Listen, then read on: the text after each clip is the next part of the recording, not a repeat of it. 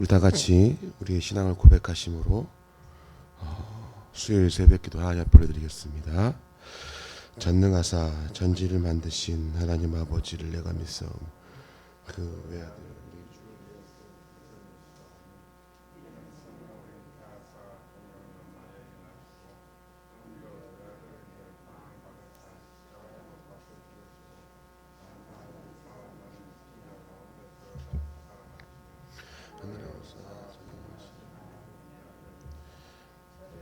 산자와 죽은 자를 심판하러 오시리라. 성령을 믿사오며 거룩한 공예와 성도가 서로 교통하는 것과 죄를 사하여 주시는 것과 몸은 다시 사는 것과 영원히 사는 것을 믿사옵나이다. 아멘. 지금 반주기가 꺼졌다가 다시 지금 막 재부팅하고 있어요. 그래서 우리 반주기 없이 찬송할게요. 오늘은 자 찬송가 200장 찬송가 200장 됐네요. 지금 찬송가 200장 우리 찬송하겠습니다.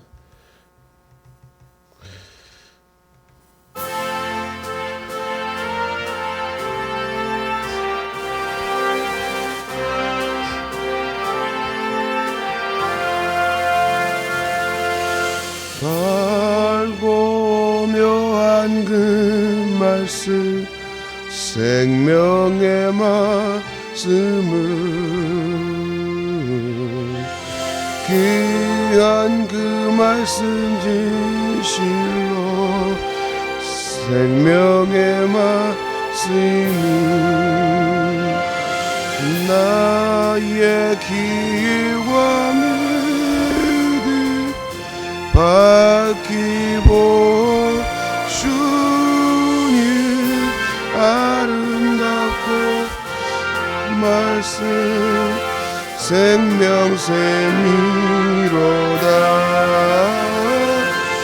아름답고 귀한 말씀 생명샘이로다.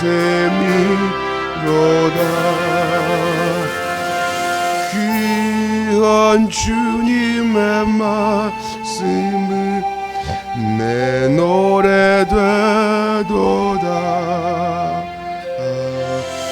모든 사람을 살리는 생명의 말씀은 값도 없이 나 길을 가니 아름답고 귀한 말씀 생명샘이로다. 아름답고 귀한 말씀 생명샘이로다. 널리 울리어 퍼지는 생명의 말씀은 마음의 용서와 변화는 골고루 주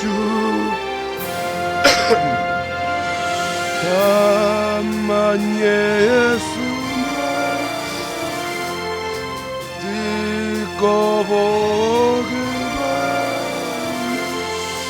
아름답고 귀한 말씀 생명샘이로다.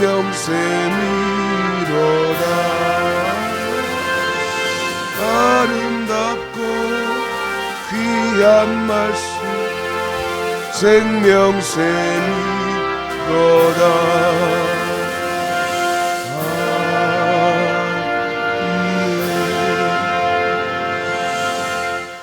오늘 보셔야 하는 말씀은 히브리서 4장 12절부터 16절까지 보겠습니다. 4장 12절부터 우리 16절까지 우리 같이 한 목소리를 읽어볼게요. 얼마 안 되기 때문에 우리 같이 한번 읽어보겠습니다. 12절부터 자 시작. 하나님의 말씀은 살아있고 활력이 있어 좌우의 날선 어떤 것보다 예리하여 혼과 영과 및 관절과 골수를 찔러 쪼개기까지 하며 또 마음의 생각과 뜻을 판단하나니 지으신 것이 하나도 그 앞에 나타나지 않음이 없고 우리의 결산을 받으실 이의 눈앞에 만물이 벌거벗은 것 같이 드러나느니라. 그러므로 우리에게 큰 대사시니 승천하시니 곧 하나님의 아들 예수시라. 우리가 믿는 도리를 굳게 잡을지어다. 우리에게 있는 대제사장은 우리의 연약함을 동정하지 못하실 리가 아니오 모든 일에 우리와 똑같이 시험을 받으시니로되 죄는 없으시니라. 그러므로 우리는 긍휼하심을 받고 때를 따라 돕는 은혜를 얻기 위하여 은혜의 보좌 앞에 담대히 나아갈 것이니라. 아멘. 자, 우리 성도님들 이제 오늘 4장 이제 12절부터 4장의 결론격에 도달하고 있는데요.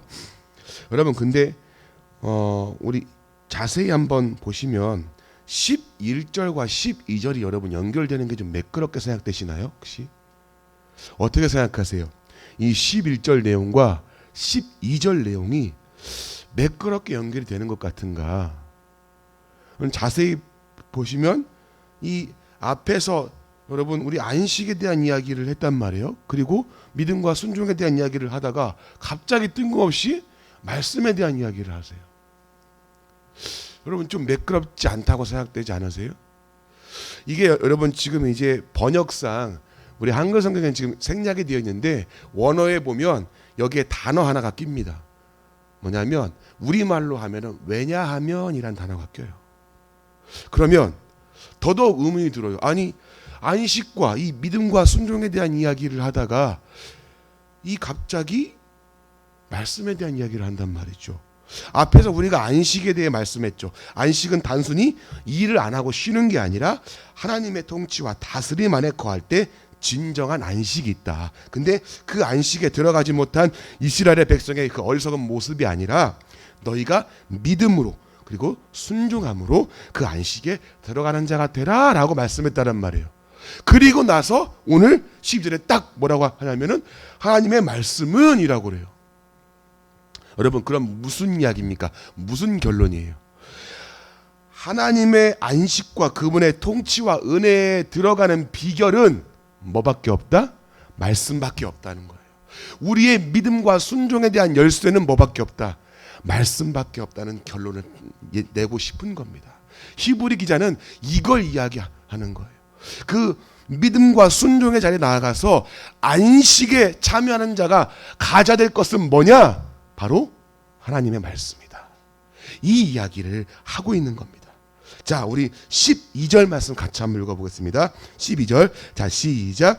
하나님의 말씀은 살아있고 활력이 있어 좌우의 날선 어떤 것보다 예리하여 홍과 연 및 관절과 골수를 찔러 쪼개기까지 하며 또 마음의 생각과 뜻을 판단하시나니.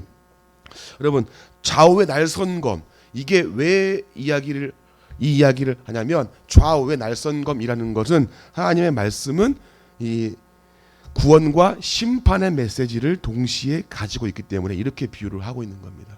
여러분 이 말씀이 우리를 살리기도 하고 또 때로는 하나님의 말씀은 심판의 메시지로서 우리에게 다가오기도 하죠. 여러분 한 가지 예를 들면 이 말씀의 힘과 능력이 어디 있느냐, 우리 한 가지 예를 들어볼게요. 여러분 베드로라는 사람이 있었습니다. 베드로가 여러분 장담을 하죠. 예수님 나는 다른 사람 다 버려도 나는 버리지 않겠습니다. 예수님이 뭐라고 하십니까? 네가 닭이 3번 울기 전에 나를 부인하겠다. 근데 예수님이 끌려가는 상황 가운데서 그 한 사람이 와서 너도 그 당이 아니냐? 너도 예수 따르는 사람이었는데? 라고 이야기를 하니까 나는 그런 사람 아니라고. 난 저 사람 모른다고. 심지어 저주를 하죠. 3번이나 부인을 합니다. 그리고 자신의 모습을 보며 통곡하고 애통하며 옷을 찢고 그렇게 애통했던 베드로의 모습. 그리고 예수님이 돌아가시고 나서 베드로는 다른 사람들과 같이 고기를 잡으러 자기의 공항에 가서 고기를 잡습니다. 근데 그 예수님을 배반하고 그 고기를 잡으러 갔던 그 베드로에게 예수님이 찾아오시죠. 부활하신 예수님이 찾아오셔서 그를 찾아오셔서 중간의 이야기는 여러분 다 이야기할 수 없겠지만 그에게 말씀하십니다. 내 양을 먹이라 내 양을 치라, 내 양을 먹이라. 다시금 말씀 가운데 사명을 불러일으킵니다. 그리고 나서 그 베드로가 어떻게 됐습니까? 사도행전에 보면 이제 그가 가는 곳마다 3,000명, 5,000명씩 회개 역사 일어나고 곳곳마다 교회가 들어서고 그 하나님의 그 공동체가 서서히 구원받은 백성들의 그 모임들이 일어서는 원동력을 베드로가 감당합니다. 그리고 저 이방 땅에 복음이 전파되는 그 핵심적 인물이 바로 베드로가 되죠. 사도 바울도 물론 있겠지만 여러분 성경을 자세히 보면 사도행전의 그 시작의 중심이 베드로입니다. 여러분 어떻습니까? 좌절하고 낭망했던 그에게 예수님이 찾아오셔서 말씀하신 그 말씀 한마디에 이 베드로가 사명을 얻고 힘을 얻고 다시금 하나님의 말씀을 전파하는 능력의 사람으로 쓰임받습니다. 여러분 이것이 하나님 말씀의 능력인 겁니다. 사람을 살리고 사람을 일으키고 우리의 삶의 원동력이 되는 것, 그것이 하나님의 말씀인 겁니다. 말씀은 우리를 살리고 일으키는 원동력이 됩니다. 그래서 히브리 기자가 이 의도를 가지고 이 말씀을 쓴 겁니다. 하나님의 통치와 다스림의 은혜를 누리는 원동력과 힘은 바로 말씀에 있음을 히브리 기자가 강조하고 있는 겁니다. 우리 15절 또 이어서 한번 읽어보겠습니다. 15절 14절이요. 자 시작. 그러므로 우리에게 큰 대제사장이신 계시니 승천하시니 곧 하나님의 아들 예수시라. 우리가 믿는 도리를 굳게 잡을지어다. 아멘. 여러분 여기서 큰 대제사장이라고 말합니다. 여러분 큰 자가 붙고 또 대자가 또 붙어요. 여러분 조금 그러니까 무슨 의도일까요? 강조하고 있는 거예요. 아론의 계열로 있었던 그 인간적인 제사장이 아니라 그것을 뛰어넘어서서 우리의 구원을 완성하시리 그 대제사장이신 그 큰 분이 계시다. 그분이 바로 누구냐? 우리가 믿는 예수 그리스도 그분이시다. 여기서 보시면 승천하시니라고 표현하는데요. 여러분 우리의 신앙생활 가운데 성경 가운데서 나타나고 있는 그 승천이 여러분 왜 중요한 줄 아십니까? 이 승천이라는 개념이 왜 중요할까요, 여러분? 예수님이 부활하셔서 그 부활의 육체를 가지고 하늘에 올라가십니다. 여러분, 우리 히브리서 9장으로 한번 가보세요. 히브리서 9장 24절 말씀. 이 말씀 한 절로 좀 설명을 해볼게요. 자, 히브리서 9장 24절 같이 한번 읽어볼까요? 자, 시작. 그리스도께서는 참것의 그림자인 손으로 만든 성소에 들어가지 아니하시고 바로 그 하늘에 들어가사 이제 우리를 위하여 하나님 앞에 자 여러분 이게 지금 그러니까 우리가 만든 그 그림자격인 성소가 아니라 여기 지금 장막 성소가 아니라 하늘에 올라가셔서 하나님 앞에 보이셨다. 이 말이 뭡니까? 구원의 완성을 이뤘다 그 얘기입니다. 그러니까 승천하시니 그분이라면 그분의 이 승천하신 이 말을 왜 하고 있냐면 우리의 구원의 완성을 이루신 그분 아론의 계열로 우리가 지금까지 왔던 그 아론의 반차를 따르는 제사장과는 구별된 그분 바로 그분이 예수 그리스도 단번에 그리고 완전한 속죄를 이루신 그분을 표현하고 있는 거예요. 자 그리고 또 하나 보면은 하나님의 아들 예수시라 그래요. 승천하신 이라고 강조하시면서 하나님의 아들이라는 말을 또 강조합니다. 무슨 얘기입니까? 우리와 구별되신 하나님이신 그분을 강조하고 있는 겁니다.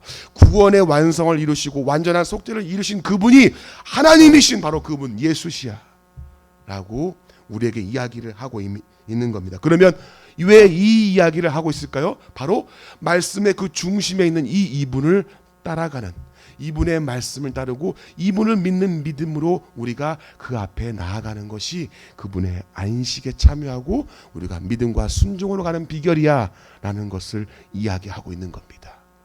자 그리고 계속해서 우리 보시게 되면 우리가 믿는 도리를 굳게 잡을지어다 이 말도 우리가 이제 무슨 말인지 알겠죠. 우리가 믿는 도리가 뭡니까? 바로 하나님의 약속의 말씀 그 예수 그리스도를 중심으로 한 그 약속의 말씀을 이야기하고 있습니다. 사랑하는 성도님들 우리가 하나님의 안식에 참여하는 자 그리고 하나님의 구원을 받은 자라고 우리가 확실히 믿고 나아간다면 이 약속의 말씀, 그리고 우리가 믿는 그 도리, 그 중심에 있는 예수 그리스도를 확실히 믿는 믿음이 오늘 회복되시기를 주님의 이름으로 간절히 축복합니다. 아멘이십니까 여러분? 그러면 여러분 여기서 좀 질문 드릴 게 있어요. 자, 이 말씀을 쭉 봤을 때 목사님, 그러면 내 삶은 좀 이렇게 힘들고 어렵고 내 모습을 보니까 나는 아직 믿음이 좀 연약한 것 같고 나는 조금 부족해 보이는 것 같은데 나와는 조금 좀 동떨어진 말씀 같아요. 이런 또 느낌을 받을 수가 있을 겁니다.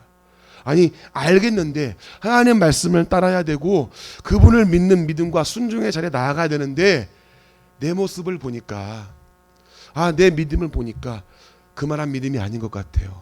나랑은 조금 동떨어진 말씀 같습니다. 여러분, 이런 혹시 느낌이 들지 않습니까?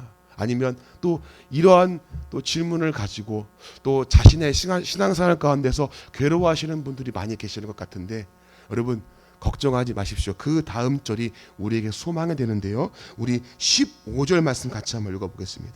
15절, 자 시작. 우리에게 있는 대제사장은 우리의 연약함을 동정하지 못하시리가 아니요 모든 일에 우리와 똑같이 시험을 받으신 이로되 죄는 없으시니라. 아멘. 여러분, 여기서 보니까 연약함이라는 말이 나옵니다. 이 성경에서 연약함이라고 쓸 때 세 가지의 관점에서 쓰이는데, 첫 번째는 질병에 있을 때 연약함이란 말을 쓰고요. 두 번째는 미숙할 때 미숙함. 그리고 세 번째가 뭐냐면 한계를 말할 때 연약함을 씁니다. 여기서는 뭘 말하는 걸까요? 한계를 이야기하고 있는 거예요. 그러니까 예수님도 우리와 같이 육신으로서 뭐를 겪었다? 한계를 겪으신 분이다. 그래서 우리의 배고픔도 아시고 슬픔도 아시고 분노와 아픔을 다 겪으셨던 분이 바로 우리 예수님이십니다. 인간으로서 우리의 연약함을 다 겪으심으로 그분이 우리의 약함을 이해하시고 한계를 이해하시고 긍휼히 여겨 주실 수 있으시다. 그분이 그런 은혜를 베푸신다. 우리의 연약함을 도우시는 그분의 은혜가 있다라고 우리에게 말하고 있습니다. 사랑하는 성도님들, 만약에 예수님이 우리에게 완벽함을 요구했다면 여러분, 저와 여러분은 절망에 빠져 있을 겁니다. 그렇죠? 나는 이거밖에 안 되는구나. 그럼 그렇지, 내가 뭘 믿음이 있다고. 근데 여러분, 이 약함과 한계를 도우시는 분이, 겪으신 분이 있다고 합니다. 그래서 우리에게 이 아픔과 슬픔과 한계를 아시고 우리의 연약함을 동정하시는 분이 있는데 그분이 누구다? 예수 그리스도. 그분이 우리와 함께 하신다 라고 이야기를 하고 있습니다. 자, 그리고 16절 말씀 마지막으로 함께 읽어보겠습니다. 자, 시작. 그러므로 우리는 긍휼하심을 받고 때를 따라 돕는 은혜를 얻기 위하여 은혜의 보좌 앞에 담대히 나아갈 것이니라. 아멘. 여러분, 여기서 보니까 긍휼함을 입는다. 여러분, 신앙의 꽃이 뭔 줄 아세요? 긍휼함을 입는 거예요. 내가 이거밖에 안 되는 존재인데 하고 절망하고 낙심 가운데 있는 게 아니라 하나님이 아무개야, 그래 사랑하는 내 딸아, 사랑하는 아들아, 내가 그거 알아. 그래서 내가 널 돕는 거야. 그 긍휼하심을 입는 것이 여러분 얼마나 큰 은혜인 줄 아십니까? 근데 여러분, 여기서 보니까 때를 따라 돕는 은혜라고 표현합니다. 여러분, 여기서 오해하지 마셔야 될 것은, 때를 따라 돕는 은혜라고 말하니까 내가 필요한 것을 그때그때 받는 것처럼 여러분 오해하시는데, 여러분 그게 아니에요. 때를 따라 돕는 은혜는 내가 필요할 때마다 그렇게 달라고 해서 받는 게 아니라 하나님이 우리의 필요를 잘 아시기 때문에 우리가 무엇이 필요한지 그분의 때에 우리를 도우시는 은혜가 있다라는 말입니다. 하나님의 때에 하나님이 도우시는, 하나님이 우리가 뭐가 필요한지 무엇이 있어야 될지를 아시기 때문에 그때 하나님의 때에 하나님이 도우시는 은혜가 있다라고 이야기를 하는 겁니다. 여러분, 하나님이 우리가 뭐가 필요한지 잘 알고 계십니다. 그래서 그분이 때를 따라 도우시고 긍휼하심으로 도우시는 그리고 채우시는 은혜가 있음을 여러분들 잘 기억하시기 바랍니다. 여러분, 하나님의 긍휼함을 입고 예수 그리스도를 통해 완전한 속죄를 이루시고 우리를 하나님의 자녀로서 삼아 주셨기에 우리가 하나님의 아들로 딸로서 하나님을 아버지라 부르고 그분께 담대히 나아갈 수 있는 존재가 되었음을 여러분 확실히 믿으시는 믿음이 있기를 주님의 이름으로 간절히 축복합니다. 우리가 하나님을 아버지라 부를 수 있는 이유가 뭡니까 여러분들? 우리가 자녀가 되었기 때문 아닙니까? 여러분, 우리 그 자식 키워봐서 아시겠지만 자식이 아버지 보고 아저씨 그러면은 여러분 어떠세요? 당장에 뭘 들겠죠 여러분? 네. 일로 와. 아저씨? 그리고 엄마한테 아줌마 그래요? 아니죠. 엄마 그러지 않습니까? 엄마 밥 줘. 여러분 왜 이런 말을 담대히 할 수 있죠? 이 자식이 담대하네 그래요 여러분? 이거 버장머리가 없네. 엄마한테 밥을 해달라고? 여러분 왜 이렇게 담대히 요구할 수 있는 거죠? 자식이? 예, 자식이니까 자녀니까요. 내가 낳은 자식이기 때문입니다. 밥 줘! 하면은 그래 기다려. 밥 해줄게. 아빠 나 이게 필요한데요. 그래? 얼마가 필요한데? 그렇게 한 자식 보고서 야 저놈 봐라 저 담대한 놈이네 저거. 그렇게 말하는 부모가 없는 거죠. 여러분 우리가 오늘 16절 말씀 보니까 그 은혜의 보좌 앞에 담대히 나아갈 수 있는 비결이 뭡니까? 바로 하나님의 약속의 말씀을 믿는 그 믿음으로써 하나님의 자녀가 되었기 때문에 그분의 긍휼하심을 입고 때를 따라 돕는 은혜를 얻는 자녀가 되었기 때문에 오늘도 담대히 나아갈 수 있는 거 아닙니까? 오늘도 여러분 나오셔가지고 기도할 수 있는 비결이 뭡니까? 아버지라 부를 수 있는 비결이 뭐예요? 자녀가 되었기 때문에 그것을 가지고 나아갈 때 여러분 흔들리지 않고 하나님의 안식에 머무는 하나님의 통치와 다스림에 머무는 하나님의 자녀다운 삶을 살 수 있는 겁니다. 여러분 오늘 말씀을 정리하고 마칠게요.